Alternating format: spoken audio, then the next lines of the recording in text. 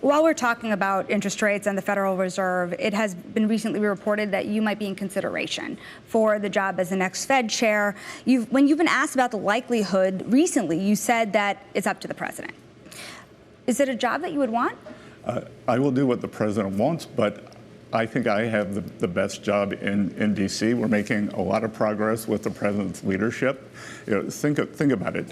We are going to have the tax bill on his desk by July 4th. We're going to be wrapping up the trade talks. So I think we've had great momentum, and we will be working on Chair Powell's successor over the coming weeks and months. You had mentioned that an announcement could be as early as October or November, and Powell's term ends in May of 2026. How is the street supposed to navigate between that announcement time and the time between the term being over for Chair Powell? You were the one, I want to remind people, that had brought up the idea of a shadow Fed chair prior to the election. Is a new appointee supposed to be considered that shadow Fed chair? Well, not necessarily. We'll see. There's a seat opening up, a 14-year seat opening up in January.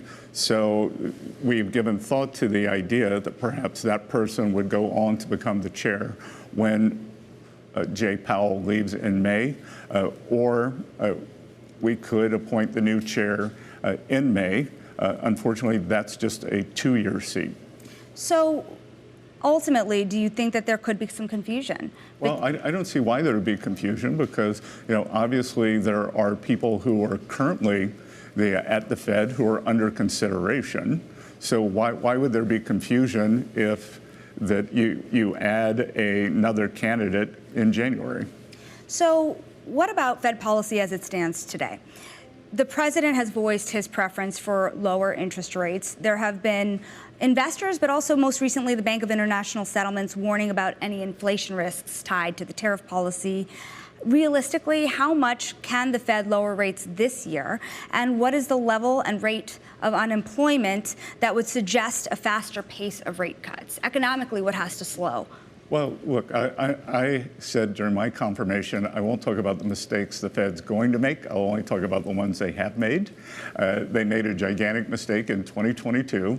And as I like to point out, medical studies have shown that people who fall tend to look at their feet, which makes them fall more. And my worry here is that having fallen down on the American people in 2022, Fed's now looking at their feet.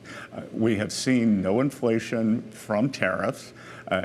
If we do, which we don't have to, then there'd be a one-time price adjustment. Nothing is more transitory than that. So, Team Transitory, having failed the American people in 22, they seem a little frozen at the wheel here.